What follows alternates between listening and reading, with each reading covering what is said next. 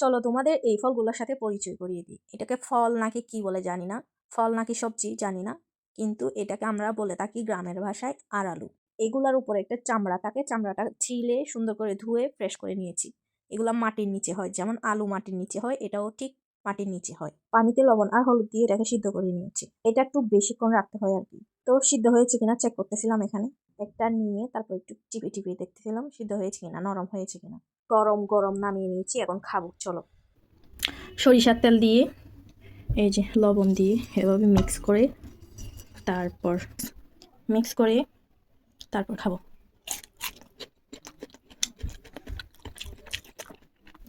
এই যে ভিতরে দেখতে পাবেন, এটাও আমার একটা পছন্দের একটা খাবার। গ্রামে যদি যাই, কিছু আনতে ভালো আগে এই জিনিসগুলো আনতে বলি, কারণ এগুলো টাউনে তেমন একটা পাওয়া যায় না। গ্রাম থেকে অর্ডার করি আর কি, কেউ আসলে বা কেউ গেলে আনতে বলি, এটাই।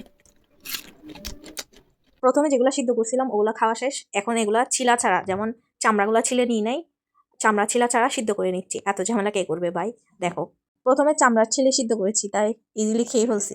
এখন চামড়ার ছিলে ছিলে কষ্ট করে খাওয়া লাগবে।